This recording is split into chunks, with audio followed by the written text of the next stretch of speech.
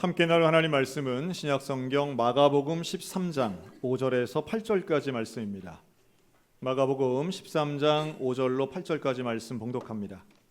예수께서 이르시되 너희가 사람의 미혹을 받지 않도록 주의하라. 많은 사람이 내 이름으로 와서 이르되 내가 그라하여 많은 사람을 미혹하리라. 난리와 난리의 소문을 들을 때 두려워하지 말라. 이런 일이 있어야 하되 아직 끝은 아니니라. 민족이 민족을 나라가 나라를 대적하여 일어나겠고 곳곳에 지진이 있으며 기근이 있으리니 이는 재난의 시작이니라. 아멘. 자, 오늘은 제목을 이렇게 정해봤습니다. 따라할까요? 미혹받지 않게 주의하라. 자, 우리 옆 사람 보고 미혹받지 맙시다. 네. 이 미혹의 단어는 플라나오라고 하는 말인데요. 이것은 이제 원래 갖고 있던 생각, 이게 이제 올바른 생각인데 이게 영향을 통해서 바뀌는 거예요. 그래서 원래 가려고 했던 길이 아니라 다른 길 가는 겁니다. 뭐에 홀려가지고 정신을 똑바로 차리지 못하는 것, 이게 이제 미혹받는 일이죠. 이런 사례는 상당히 많습니다. 우리가 원래 가졌던 생각, 그게 올바른데 세월이 지나고 경험이 쌓이면서 우리가 원래 갖고 있던 좋은 생각이 아니라 어느 순간에 내가 타협하고 혹은 타락하고 변질돼 있구나, 이럴 때가 있는 거죠. 소위 말해 미혹받아 변한 나 자신을 발견할 때 깜짝 놀라게 됩니다. 예수님에게 제자들이 질문한 거예요. 선생님, 마지막 종말의 때는 언제입니까? 언제가 이런 심판의 때가 임합니까? 이런 질문 앞에 예수님이 하신 말씀은 명확해요. 너희가 사람의 미혹을 받지 마라. 이제 앞으로 이런 일들이 벌어질 거야. 6절, 많은 사람들이 얘기할 거다. 7절, 이런저런 소문들이 있을 거야. 그리고 8절, 전쟁도 기근도 지진도 일어날 거야. 그런데 아니야 라고 하는 말씀이에요. 사람들이 이런저런 얘기하는데 그게 뭐냐 하면 내가 그리스도다, 내가 곧 메시아다, 이런 사람들 나타나는데 아니야, 아직은 때가 아니야. 전쟁도 일어나고 지진도 일어나지, 그러나 아직은 그건 재난의 시작일 뿐이지 종말은 아니야. 예수님 말씀은 명확한데요. 그런데 사람은 언제 생각이 바뀌고 마음이 바뀌냐 하면 결국 다른 사람들에 의해서 바뀌게 됩니다. 그 과정을 잘 생각해 보면 그게 바로 소문의 힘이고, 다른 사람들의 의견을 자꾸 듣다 보면 달랐던, 믿지 않았던 것을 스며시 거기에 스며들게 되는 거죠. 옛날에도 마찬가지고요, 지금도 마찬가지인 것 같아요. 여러분, 소크라테스가 죽을 때에 어떤 죄명이었느냐 하면 소피스트들이 막 여론을 일으킨 거예요. 그래서 소크라테스는 청년, 특별히 청소년들을 부패하게 하고 민주주의를 후퇴시킨다, 이래서 사형 선고를 받은 겁니다. 우리나라에도 그런 비슷한 게 있죠. 이 백제의 무왕, 이 삼국시대 때의 설화 같은 이야기인데요. 이 서동요라는 거 있습니다. 그래서 그 공주님이, 선화공주가 밤이면은 어디 신랑 찾아서 막 돌아다니는데 이거를 애들한테 노래를 시켰다지 않습니까? 그래서 아이들이 노래한 그 내용을 가지고 전혀 사실이 아닌데, 근거가 없는 이야기인데 사람들이 노래를 하니까 왕궁에서는 선화공주가 진짜 문제가 있나 보다, 여론을 잠재우기 위해서 결혼시켰다는 그 무왕의 서동요 설화, 이런 거 보면 소문이 얼마나 강력한지 옛날에도 알았고 지금도 마찬가지입니다. 사람들이 그거 사실이 아니라고 생각했을지 몰라도 누군가는, 한비자에 나오는 이야기죠. 이 3인 성호라는 말이 있습니다. 3명이 모여서 입을 맞추면 없던 호랑이도 만들어낸다는 거예요. 소문은 그런 거예요. 그래서 우리는 홀가닥 넘어가기도 하고 신기한 일들을 경험하기도 합니다. 옛날에는 정보에 소통할 수 있는 게 정말 적어서 사람들이, 백성들이 정보력이 약했죠. 그런데 지금은 오히려 정보가 넘쳐나는 1인 미디어 시대를 살고 있습니다. 지금이야말로 더 가짜 뉴스가 판치기 훨씬 더 좋은 세상입니다. 여러분들은 정확한 사실을 제대로 알고 계십니까? 아니면 내가 알고 있는 것을 팩트 체크할 수 있다고 생각하십니까? 최근의 사례를 하나 말씀드리면요. 며칠 전에 미국의 대통령 후보인 도널드 트럼프 후보가 총을 맞았습니다. 맞을 뻔했다는 표현도 맞는 것 같고 살짝 맞았어요. 그래서 귀를 맞았죠. 여러분, 그 영상을 모두가 보셨을 거예요. 우리는 동영상을 보면 뭐 누가 꾸며낸 동영상이 아니라면 그게 가장 사실을 명확하게 보여준다고 다들 믿고 있습니다. 아마 그 여러 차례 보셨을 거예요. 우리나라 뉴스에 뭐 하루 종일 나온 날도 있으니까요. 그런데 잘 보시면 이 트럼프가 살짝 고개를 돌릴 때 이제 총을 이렇게 맞는 거죠. 정말 아찔한 순간이었어요. 그 정도만 다친 것도 참 다행이고요. 총 맞아서 돌아가신 분까지 있다는 걸 보면 야, 진짜 우리나라 총 없는 게 얼마나 다행인가 하는 생각도 듭니다. 자, 그런데 그 모두가 본 그 영상을 가지고 하루 이틀 지나서 어떤 주장이 나왔는지 아세요? 트럼프 뒤로 천사가 보인답니다. 천사가 보인대요. 여러분, 그게 현장에서 본 게 아니고 그 뉴스 영상을 보고 봤다는 사람들이 점점 늘어나고 있습니다. 여러분 보이셨나요? 사람이 똑같은 걸 보아도요, 사실은 믿고 싶은 게 보입니다.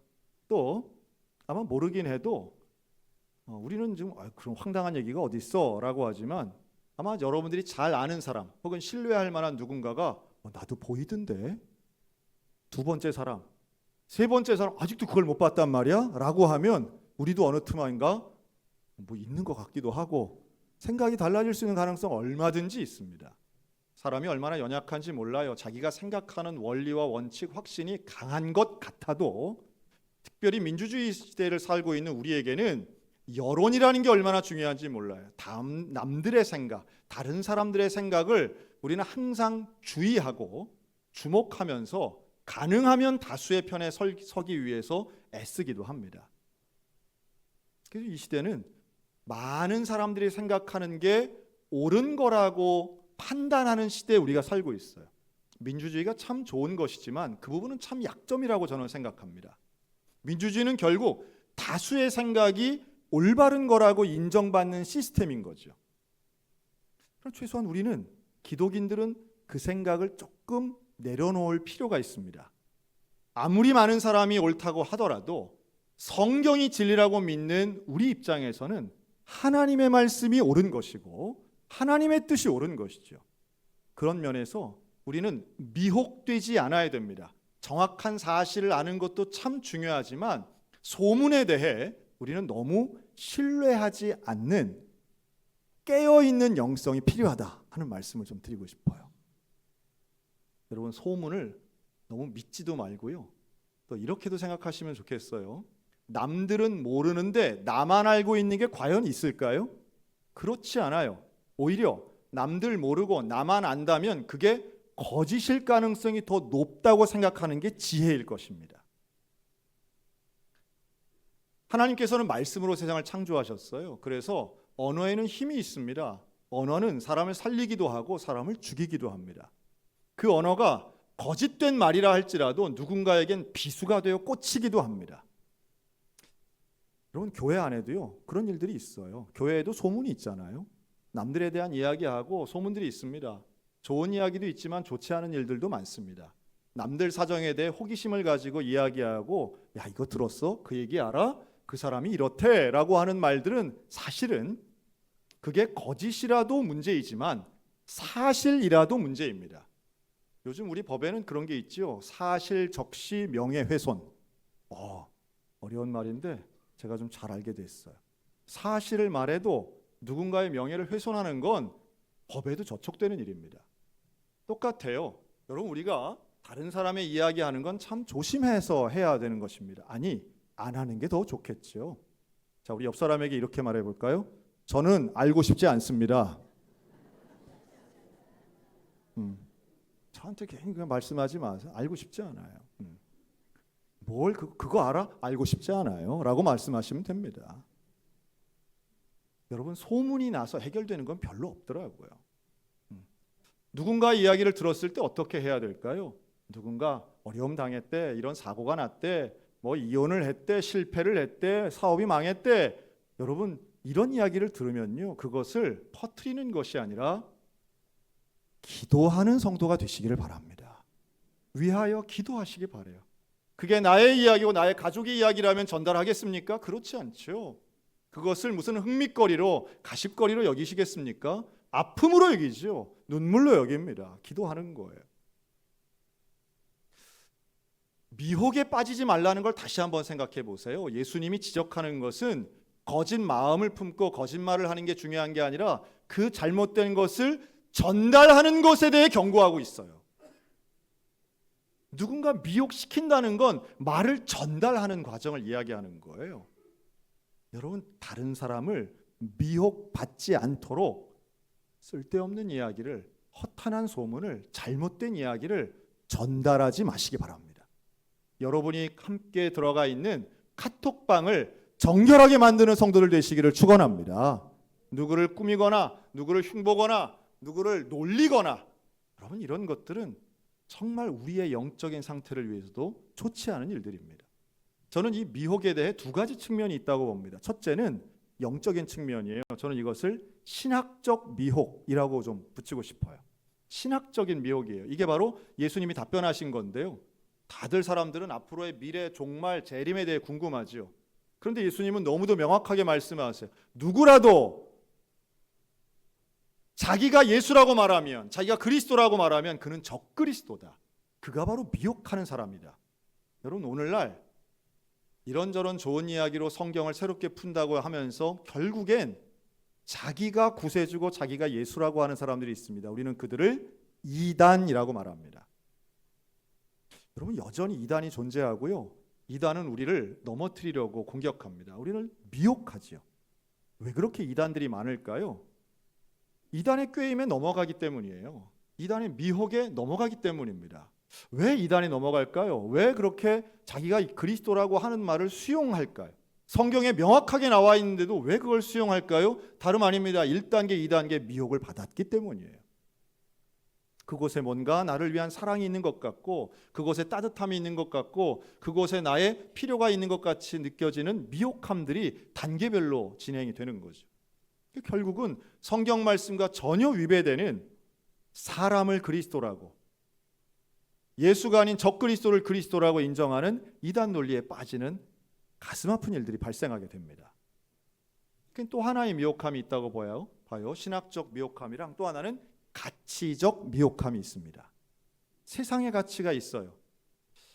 시대가 바뀌었다고 유혹하죠. 우리를 미혹합니다. 네 생각이 그럴진 몰라도, 성경이 이렇게 얘기할진 몰라도 시대가 바뀌어서 야, 그거 고집 세우기는 어려워. 그대로 살기는 힘들어. 그 원칙은 옛날 거야. 그러나 여러분, 진리는 시대에 따라 달라지는 게 아닌 것이 진리입니다. 예수 그리스도가 구세주이고 십자가 복음은 시대가 아무리 바뀌어도 변함이 없는 진리지요. 저와 여러분이 이 진리에 대한 확실한 믿음이 있으시기를 주님의 이름으로 축원합니다. 그리고 이 믿음을 가지고 세상의 가르침이나 세상의 미혹에 넘어가지 않으셨으면 좋겠어요. 저는 이 세속적, 가치적인 미혹에 제일 근사한 요즘 말 하나를 꼽으라면 이런 거 저는 좀 말씀드리고 싶어요. 네가 원하는 인생을 살아라. 되게 좀 그럴듯하지 않습니까? 누구와 비교하지 말고 네가 원하는 너만의 인생을 살아라. 이거 아마 되게 근사하게 밑줄 쭉쭉 거실 거예요. 그러나 여러분, 우리 기독인들은 내가 원하는 인생을 사는 존재입니까? 하나님이 원하는 인생을 사는 존재입니까? 인간이 원하는 인생이라고 하는 건 하나밖에 없어요. 나의 욕망을 채우는 거예요. 내가 원하는 나의 욕망, 그것이 아무리 수준이 있어 보이고 상당히 도덕적인 욕망이라 할지라도 결국은 개인적 이기심을 채우는 그 한계를 뛰어넘을 수 없어요. 그런데 내 생명의 구세주이신 예수 그리스도가 원하시는 삶이라면 차원이 달라집니다. 우리는 내 욕망을 채우기 위해 살아가는 것이 아니라 하나님의 원하시는 사명을 이루기 위하여 이 땅을 살아가는, 그래서 세상과는 다른, 세상과는 구별된 삶을 사는 거룩한 존재임을 믿으시기 바랍니다. 이걸 가르치는 게 교회 교육이라고 저는 믿어요. 그러니까 세속적 가치관이 막 공격해 들어오는 것, 이걸 세속주의라고 하거든요. 근데 그게 아닌, 내가 원하는 삶이 아닌 하나님이 원하시는 삶은 무엇인가 성경을 통해 알고, 그것을 이루기 위하여 성령을 받아 성결한 삶을 살아가는 게 결국은 우리 교회 교육이 지향하는 바인데요. 이걸 위해 우리는 성경학교도 하고 수련회도 합니다. 여러분, 어제 우리 교회에 유아교회 여름 성경학교가 있었습니다. 제가 개회 예배 설교를 맡아서 어제 이제 제일 긴장되죠. 유아들 앞에 선다는 거, 미취학 아동들 앞에 서서 설교를 한다는 건 정말 두렵고 떨리는 지성소 앞에 있는 대제사장의 마음이에요. 근데 어제 제 나름대로는 큰 변화를 줘서 넥타이 매지 않고 선생님들의 단체 티셔츠를 제가 입고 섰습니다. 제가 여간에선 그렇게는 안 하거든요. 설교자다운 모습을 좀 보이고 싶어서 뭐 어릴 때부터 저는 넥타이 매고 했는데 하여튼 티셔츠 입고 우리 교회에서 그렇게 했습니다. 근데 너무 애들이 많은 거예요. 왜 이렇게 사람이 많지? 바글바글한 거예요. 제가 이렇게 많다고 하면 여러분들은 다 각자 생각을 할 것 같아서 제가 어제 개회 예배를 마치고 개회 예배 직후에 전체 사진을 찍었어요. 그리고 제가 어제 저녁에 그 사진을 보내달라고 그래가지고 일일이 셌습니다. 몇 명이나 되는지. 이래야 정확하죠. 일일이 셌어요. 그랬더니 118명이 예배를 드렸어요. 어제 여름성경학교 유아교회. 깜짝 놀랐습니다. 제가 다 놀랐어요. 오죽 많았으면 제가 세볼 생각을 했겠어요. 인구 소멸 지수가 높고 고령화 지수가 높고 또 청년들이 떠나는 강원특별자치도에 있는 한 교회가 미취학 아동들이 모여서 성경학교를 하는데 학부모까지 해서 100명 넘게 모였다. 여러분 이거 그냥 뭐 그럴 수도 있는 일이겠거니 생각하시는 분도 계시겠지만 그냥 되는 일은 아니라고 봅니다. 제가 모르는 분들이 있더라고요. 하여튼 엄마 아빠가 모르는 사람이 있어서 제가 좀 알아봤어요. 당신은 누구요? 이럴 순 없으니 제가 이제 물어보니까 할머니가 우리 교회 집사님이세요. 그래서 이 할머니가 한번 데리고 나온 거예요. 이 5살짜리를. 그랬더니 이 5살짜리가 집에 가서 나 교회 가야 되겠다고. 저는 그런 말을 본인이 어떤 요구나 주장을 하는 것은 최소한 초등학생 이상은 돼야 되는 거 아닌가 하는 생각을 가진 적이 있습니다. 그런데 이 5살짜리가 한 주도 빠지지 않고 나 교회 갈래. 교회 갈래. 지금 몇 달째 그렇게 교회를 나오는 거예요. 그 부모가 불신자예요. 그래서 애가 원하니까 교회를 데리고 와서 소양교회 유아교회에 넣었는데 이 엄마는 넣어놓고 어디 가는지 한 1시간 있다 또 와서 애 찾아가는 거예요 지금. 그런 엄마 아빠가 와가지고 어제 저랑 같이 개회를 드렸어요. 그런 집이 2집이나 있더라고요. 제가 좀 놀랐습니다. 와, 그리고 우리 교사들이 20살짜리 교사도 있고 뭐 아줌마 교사도 있고 권사님 교사들도 있어요. 근데 거기에 제가 지난주에 말씀드린 제 방에 와서 티셔츠 요구했던 초등학생들 기억하시죠? 걔네들이 어제 똑같은 필소구 티셔츠를 입고 5학년짜리들이 거기 앉아가지고 애들 접수를 받고 있는 거예요. 누가 시킨 것도 아닙니다. 그냥 와서 앉아 있는 거예요. 와서 걔들이 하니까 여러분 초등학교 5학년짜리가 하면 5살짜리가 좋아할까요? 싫어할까요? 너무너무 좋아하는 거예요. 5살짜리는요 25, 35, 45 다 비슷하게 봐요. 그런데 10살, 12살짜리는 너무 근사해 보이는 거죠. 물론 교사가 많아요. 우리 교사들 많습니다. 부족해서 뭐 초등학생까지 부르는 이런 교회는 아니에요. 그런데 아이들이 너무 좋아하고 자기들끼리 티셔츠를 맞춰 입고 와가지고 그러고 있더라는 거예요. 한편 주방에서는 우리 권사님들이 며칠 전부터 장을 봐가지고 예상보다 많아진 그 인원 밥을 다 하셨어요. 장로님들이 오셨어요. 함께 밥 먹고 우리 장로님들 뭐 하셨나 하면 애들이 그렇게 많으니까 흘리는 것도 너무 많은 거예요. 우리 장로님들 대걸레 가지고 바닥 닦고 식당 청소하셨어요. 여러분 그러면 좀 괜찮은 교회 아닌가요? 여러분 교회가 어때야 되나요? 완전 무결하진 않아요. 우리 교회도 문제가 있어요. 우리 교회도 아픈 사람들이 있고 힘든 분들이 계세요. 우리 교회도 이런저런 소문이 분명히 있을 거예요. 그러나 사역에 있어서 명확하게 아이들이 행복해하고 즐거워하고 부모들이 신뢰하고 직분자들이 헌신한다면 그럼 그 정도면 괜찮은 교회 아니겠습니까? 저는 그 가운데 기도하는 제목은 명확합니다. 하루 기쁜 교회가 아니라 평생 신앙을 지키는 교회가 되기를 원해요. 하나님께서 우리와 함께 하셔서 세속화의 미혹함은 평생 있을 거예요. 아이들이 와서 교회를 재밌어해 5살 때 재밌어 한다고 15살까지 그게 그냥 유지됩니까? 자동으로 되진 않아요. 분명히 흔드는 기회가 있을 거예요. 교회가 싫어지는 과정이 분명히 있을 거예요. 시험 드는 거 10살짜리도 시험 듭니다. 어려울 때가 있을 거예요. 근본부터 흔드는 학교 가면 다른 이상한 이야기를 들을 때가 있고요. 교회에 대해 비방하는 이야기를 들을 때도 있을 거예요. 성경에 대해 무시하는 이야기를 들을 때도 있을 거예요. 그런데 그때 흔들리지 않고, 그때 신앙을 잃어버리지 않고, 어렵고 힘들 때에 신앙의 교회를 내팽개치지 않고 하나님을 붙잡는 그 사람, 평생의 신앙인이 되게 해달라고 어제도 간절히 기도했어요. 그리고 그 중에는 아마도 자녀를 보내는 학부형들 중에는 어릴 때 신앙을 가졌다가 자기는 교회 신앙 잠깐 잃어버린 사람들도 있겠죠. 제가 그들을 붙잡아가지고 부모 교육을 했어요. 3040 세대들 다 붙잡아가지고 집에 가겠다는 걸 다 붙잡아서 제가 앉혀놓고 서로 간에 인사도 하고 소개도 하고, 정말 믿음의 부모가 되기 위해 우리가 세속적 가치가 아닌 성경적 진리를 따르자라고 이야기하면서 서로 인사했어요. 여러분, 우리가 신앙 지킨다는 게 그렇게 쉬운 일이 아닙니다. 미혹을 받지 않는 거요, 쉬운 일이 아니에요. 세상은 우리를 흔들려고, 우리를 뿌리채 뽑아버리려고 사단 마귀는 최선을 다하고 계획을 세우고 빈틈없이 공격해요. 그럴 때 우리는 말씀으로 무장하여 신학적인 미혹을 이겨내 이단을 거부해야 되고요. 세상적 가치에, 세속적 가치의 공격은 그 미혹은 더욱 정교해요. 우리를 설득합니다.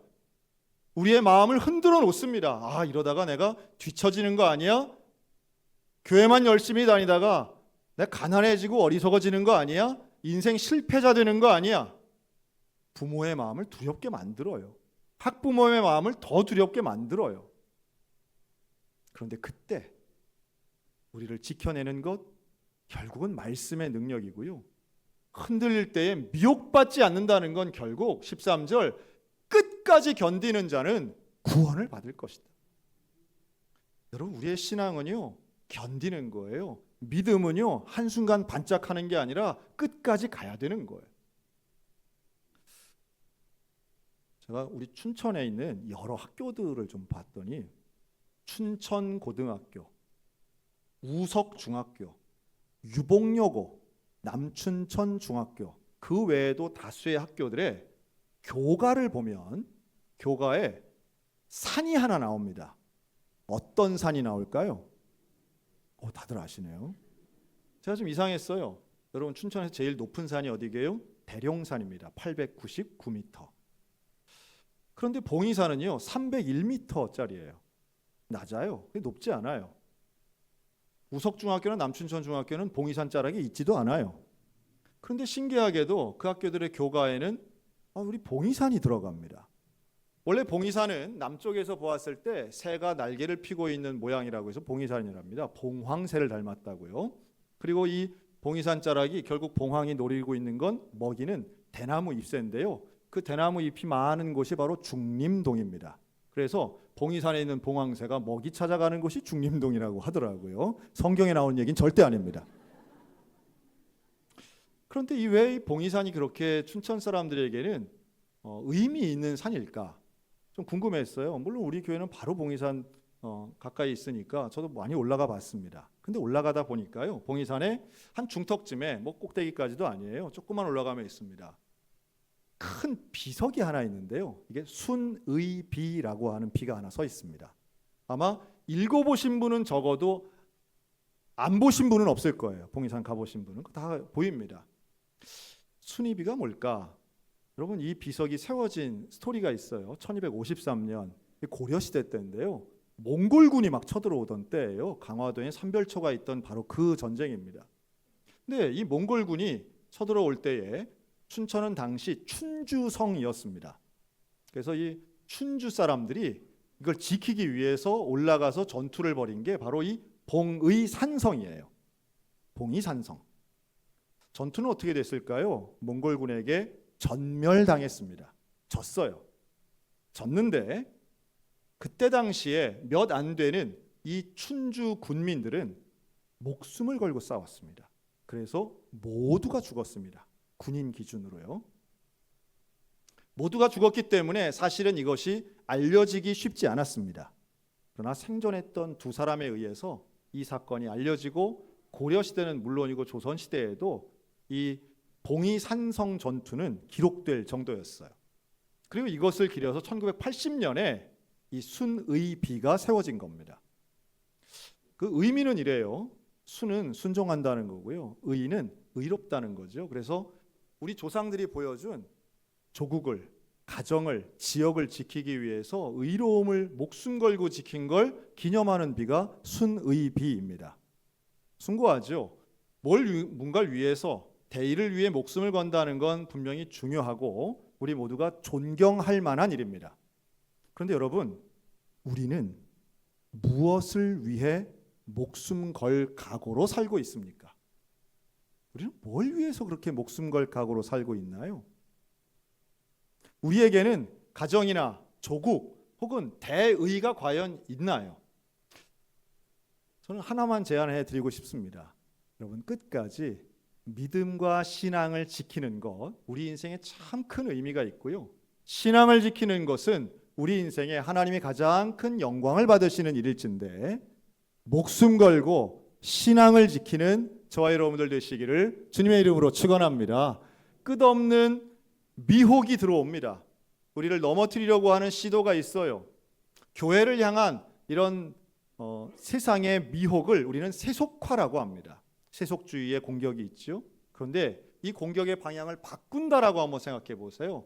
세상을 향하여 하나님의 진리를 던지고 그들을 변화시키는 것을 우리는 복음화라고 말할 수 있습니다. 세속화가 아닌 복음화를 위하여 끝까지 견디는 믿음의 성도들이 될 때에, 어떤 면에서 저는 우리가 하나님 나라 가면, 너 참 끝까지 신앙을 지키고 미혹받지 않고, 미혹거리가 그렇게 많아도 어디 딴 데 신경 쓰지 않고 하나님 보고 왔으니 너를 위해서 너는 진짜 순의비가 아니라 신의비, 믿을 신자 써서 신의비의 주인이다, 주인공이다, 이렇게 좀 칭찬하시지 않을까 생각이 들 정도예요. 여러분, 흔들리지 마시고 포기하지 마시고 세상만 바라보지 마시고 하나님 바라보는 믿음의 성도들 되시기를 주의 이름으로 축원합니다. 먼저 그의 나라와 그의 의를 지키는 하나님의 성도가 될 때에 우리뿐 아니라 우리의 자녀들까지도 미혹거리는 많아도 미혹에 지지 않는 온전한 신앙을 지키는 거룩한 사람, 혼탁하고 죄악관영한 세상이지만 그 가운데 정결함과 거룩함을 유지하는 믿음의 성도들이 되어 하나님께 영광을 돌리고 끝까지 견디고 지켜 구원을 완성하는 우리 모두가 다 되시기를 주님의 이름으로 축원합니다. 아멘. 기도하겠습니다.